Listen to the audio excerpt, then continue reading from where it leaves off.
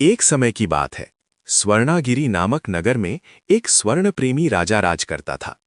राजा का स्वर्ण के प्रति इतना अधिक मोह था कि उसने राज्य की बहुमूल्य वस्तुएं बेच बेच कर राजकोष में सोना ही सोना इकट्ठा कर लिया था। राजा का मंत्री बड़ा ही। एक समय की बात है। स्वर्णागिरी नामक नगर में एक स्वर्ण प्रेमी राजा राज करता था। राजा का स्वर्ण के प्रति इतना अधिक मोह था कि उसने राज्य की बहुमूल्य वस्तुएं बेच बेच कर राजकोष में सोना ही सोना इकट्ठा कर लिया था। राजा का मंत्री बड़ा ही बुद्धिमान था। वो जानता था कि स्वर्ण बहुमूल्य जरूर है, लेकिन राजकोष में धन धान्य आदि दैनिक उपयोग की वस्तुएं स्वर्ण से भी अधिक महत्वपूर्ण है। किंतु जब भी मंत्री अपनी ये बात राजा को समझाता, राजा उल्टा मंत्री को सुना देता था। इस बात से मंत्री दुखी और उदास रहने लगा। एक दिन रात्रि में मंत्री ने सपना देखा कि राज्य में चारों ओर सोना ही सोना है, लेकिन लोग भूख से मर रहे हैं। एकाएक मंत्री की आंखें खुल गईं। उसने फिर से सोने की कोशिश की, किंतु वो करवटें ही बदलता रह गया, लेकिन उसे नींद नहीं आई। सुबह जब मंत्री की पत्नी ने मंत्री महोदय को उदास और दुखी देखा तो कारण पूछने लगी। पहले तो मंत्री ने मना किया, लेकिन जब वो जिद करने लगी तो रात्रि के सपने का हाल और महाराज के स्वर्ण के प्रति मोह के बारे में उसने बताया। ये सुनकर वो बोली, इतनी सी बात को लेकर इतने दिन से परेशान हो?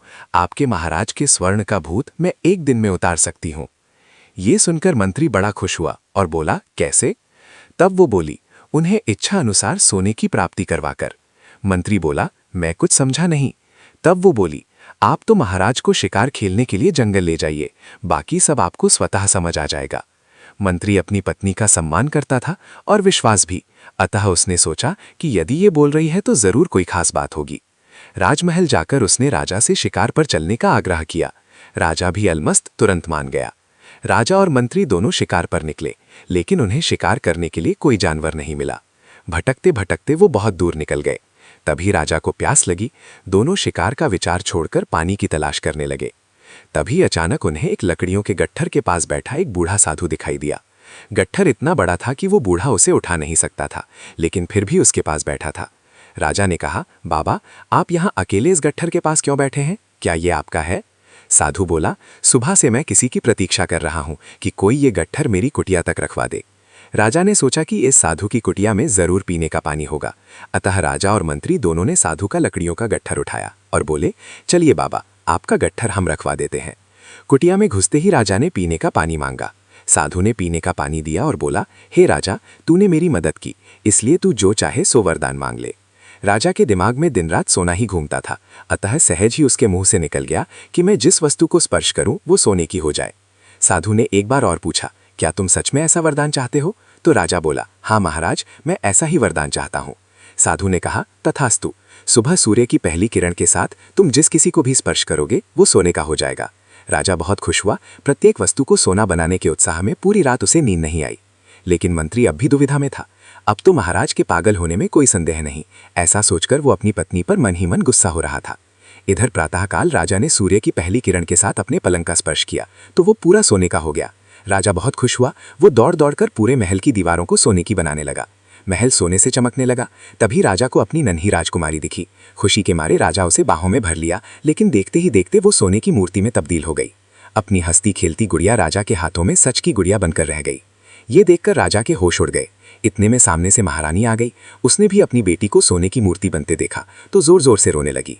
राजा ने उसे सांत्वना देने के लिए जैसे उसके सिर पर हाथ रखा, वो भी सोने की मूर्ति बन गई। राजा फूट फूट कर रोने लगा। इतने में मंत्री महोदय भी वहां आ गए। राजा को दुख और विषाद में डूबा और राजकुमारी और महारानी को सोने की मूर्तियां देखकर सारा मांजरा समझ गया।